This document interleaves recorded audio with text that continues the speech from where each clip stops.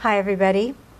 Um, it's a long story to fit into a short presentation. My company is now 18 years old. I like to think that I've created something that will be around forever, because now that there are Subway t-shirts and hats and bags around, as long as there are Subways, why wouldn't there be? So maybe the interesting part about my story is that I really didn't set out to create a business.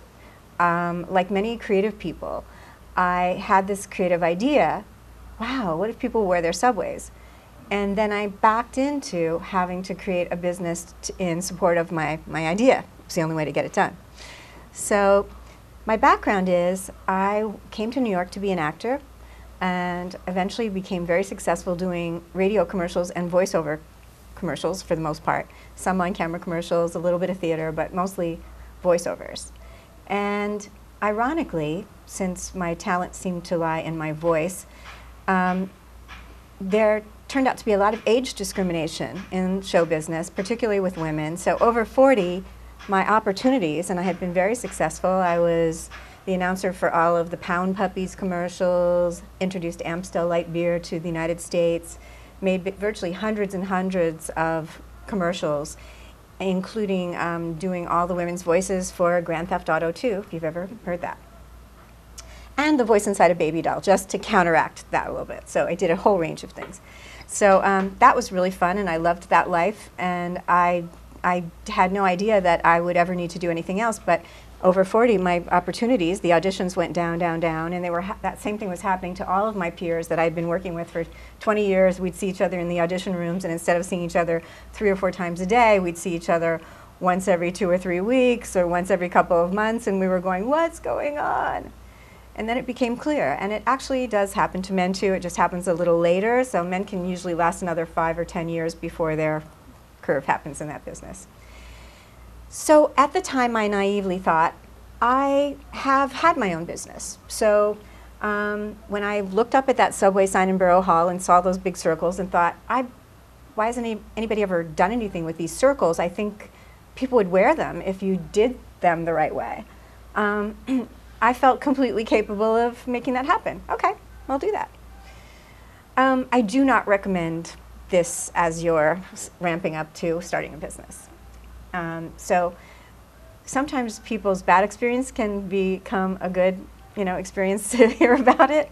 So I would say I had a very long and painful learning curve, much of which could have been avoided had I had this idea and then thought, you know what, let me go work for a clothing manufacturer.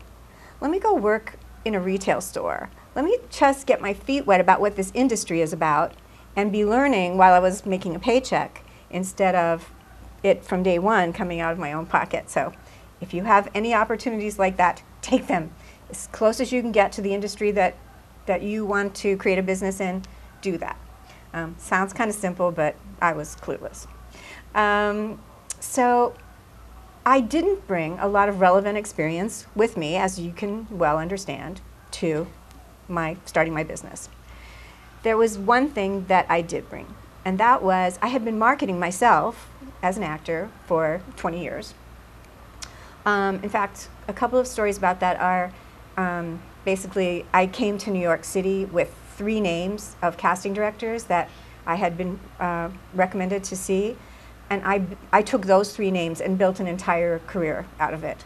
So clearly, I had some natural instincts with marketing. One of the rules of thumb that you were supposed to do at that time, and I think probably is still out there as an actor, is that you send a postcard of yourself, a postcard picture to the agents on a regular basis. If you want to be obnoxious, you do it weekly. If you want to be a little less obnoxious, you do it monthly. But hey, here I am, aren't I cute? Like, hire me, get me into that audition. And that just didn't feel right to me. So I went out and found postcards from the 1950s of, celebrities from the 1950s and 60s, and I would send those postcards and make up little stories like, as Elvis's new assistant, I've decided that you need to know he's going into a white phase right now. So, he wants to have only white in his dressing room, blah, blah, blah. All the best, Lynn Lambert, So when they heard from me, it was going to be something kind of creative. The next thing I did was I had a very nice voiceover career going, and the conventional wisdom at the time was never ever put a photo on the outside of your tape. These were reel-to-reel tapes. I don't even know if you guys know what those look like, but they were like square. The box was square.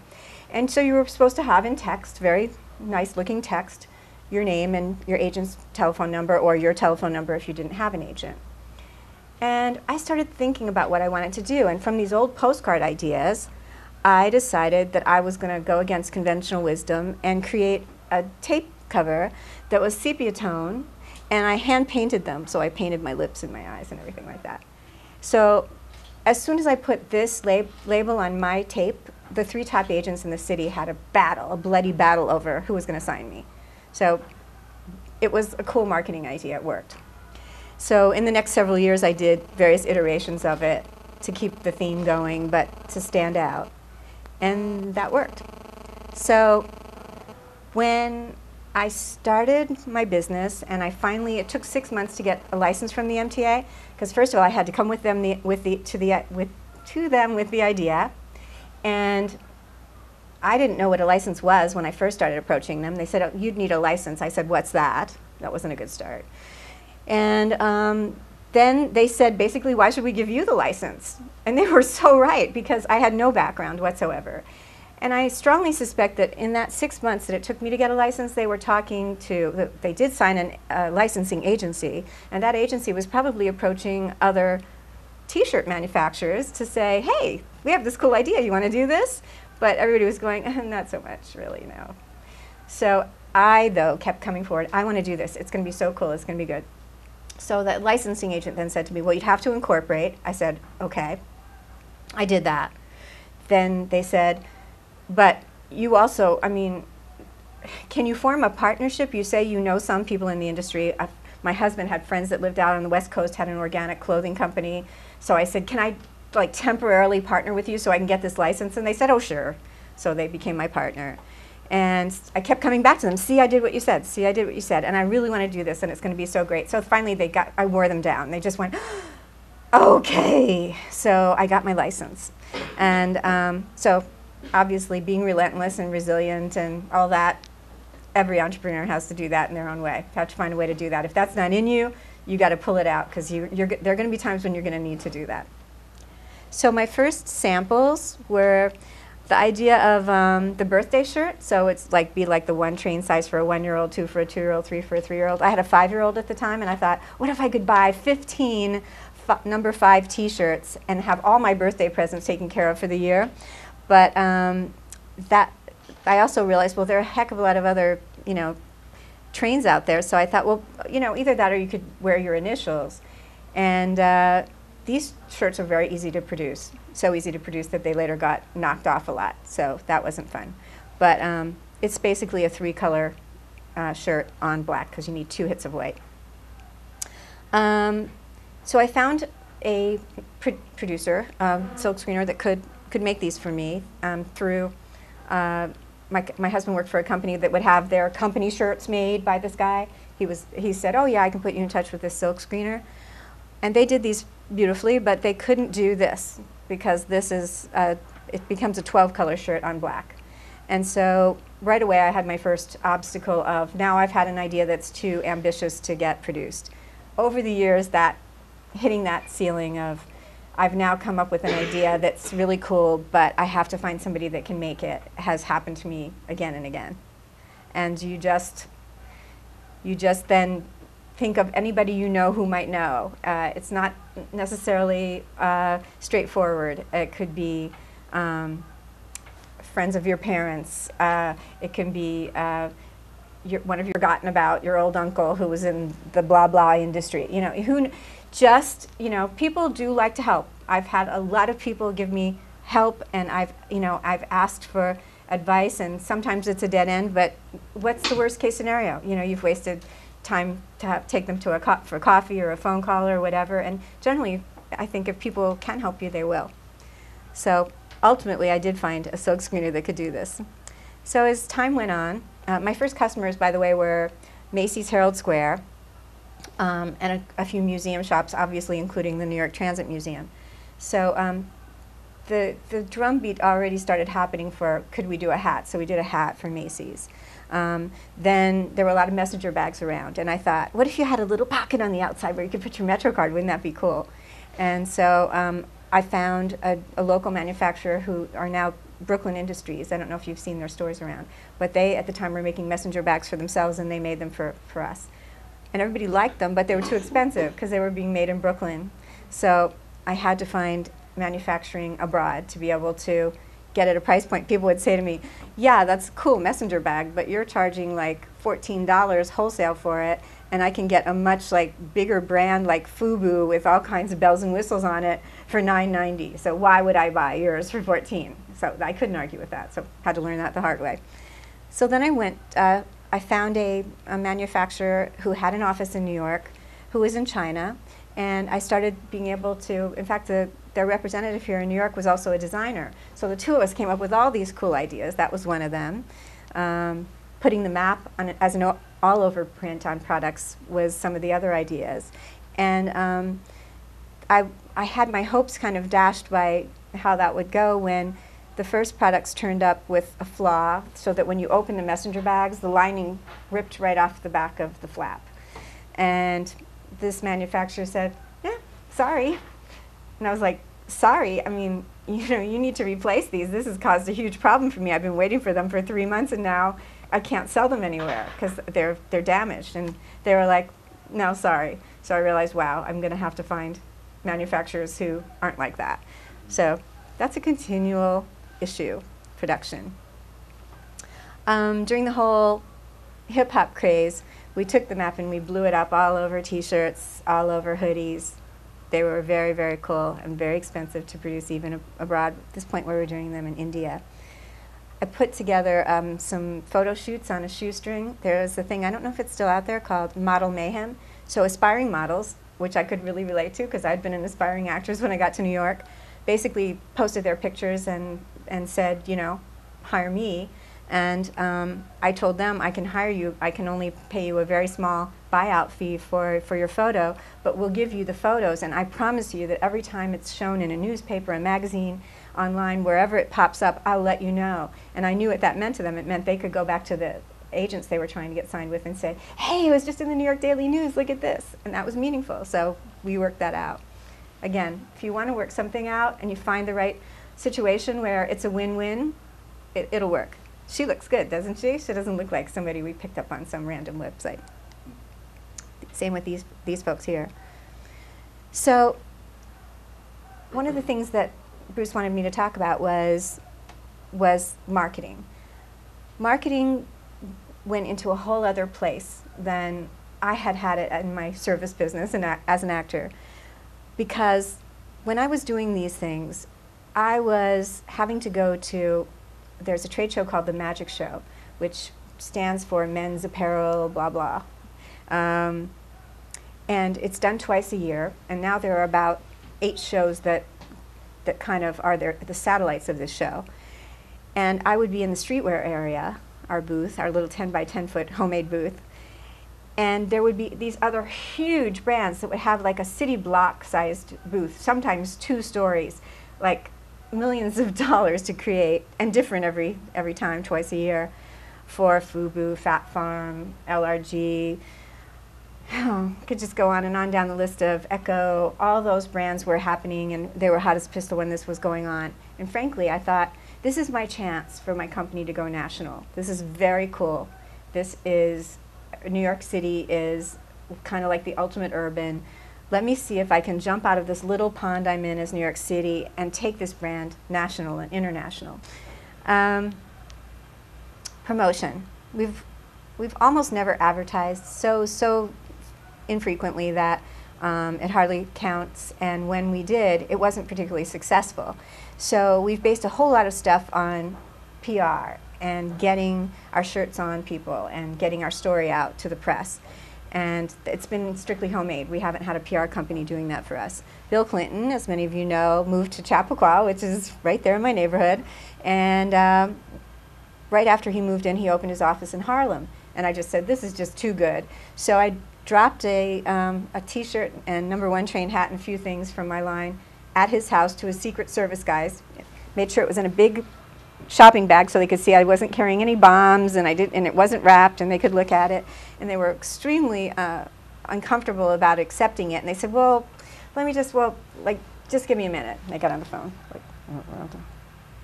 okay. They came back, and it was like, okay, we'll take them. It's like, I think Bill was in the house. So a couple weeks later, I was out at this trade show again, and I had to call my warehouse about some emergency, and they said, guess who's in the paper wearing your Harlem shirt? And so we actually got a picture. That doesn't happen all the time. We've sent to a lot of celebrities. They've worn them. We know they have, but we haven't gotten the pictures. We actually got this out of the Daily News, so we got very lucky. And that was a good story. The F Train shirt, Jesse Bradford, who's an actor you probably know from Bring It On, he's the son of a friend of mine that I saw at auditions for 25 years. And she mentioned when we saw each other at an audition, he was going out to make this cheerleader movie with Kirsten Dunst. And I said, ooh, I ought to give him some products. 2 weeks later, they called and said, could we possibly let Jesse wear one of your shirts in our movie? And I was like, yes! So that's how that happened. Fabulous came by at a trade show, the rapper up in the corner. He was being paid to wear Von Dutch. He had Von Dutch on head to toe, but when he saw our shirt, he begged for it. We gave it to him. He put it on, and the whole rest of the day he wore our shirt, and the rest was Von Dutch. NSYNC, the NSYNC guys liked our stuff, but that's the only photo I ever got of it. That was like a little Polaroid. It was nothing. Bad photos. We thought we were perfect for Entourage, Turtle from Entourage. We finally got through the right people to get it to wardrobe, and he wore that, one of our hoodies. People have picked it up on their own, this dance crew show. Guy was wearing the #1 Train shirt, Real World Brooklyn. A couple of guys wear the shirts. It's this one is just, this is my quiz. Does anybody have any idea who this is? No. Hunger Games? Does that help at all? He's Josh Hutcherson. He's now like in his 20s, but this was his first movie called Little Manhattan. So it turns out having a shot of him at like 10 years old or whatever it is kind of cool because he's now a little bit famous. So that was just effort. That was just sweat equity. That was just where, as much as possible, who might wear it? How might we get this going? Some wardrobe stylists from various TV shows and movies found out who we were, and they started calling us. Actually, just a couple weeks ago, there's now I'm not going to think of the name of it, John Goodman and Haley Joel Osment, remember him, are doing an internet TV show, and they wanted as gifts for the cast when they showed up on the first day to have everybody have their initial as a shirt. So we sent those over. They actually paid for them, which was nice. We appreciated that. And we keep hoping maybe a photo will show up somewhere. So keep your eyes open. I will expect an email from you if you see anything in the paper or online or whatever that they're actually wearing them. We had to get a 4X for John Goodman. I have to say that was challenging. So along the way, Women's Wear Daily saw us at a trade show. They featured us. New York Magazine, I think we had beat down their door off and on for a few years. We have this cool new product. Look at us, look at us. And finally, unrelated to any of that, they on their own discovered this cute little hoodie we were doing and featured it. It was like, whatever, okay, thank you, we still appreciate it. New York Transit Museum, as I'm sure you've seen up in the subways, does ads sometimes, and sometimes features our product, which is we're always grateful for, because these ads, the last time I checked was several years ago, one ad in one subway car cost at that time about $35,000. So it's not like something I could do, although it would be the perfect advertising, but can't afford it. So this was the one ad we did, by the way, Metro. I thought, hey, these are my people. They're on the trains, riding the train. Free newspaper. We'll give a 15% off right around the holidays. How good would that be? PR, we have access to, we've bought in as a group. I was the winner of this Make Mine $1 Million business contest a few years back, and it has helped me network with other small business owners and some people who consulted with us, and one of those people owns a coaching firm, and he gets together about 15 different of us to share one access to a list of publications. And from that, we have gotten recently these item of the day from Accessories Magazine. Laptop Magazine featured us in their holiday gift guide.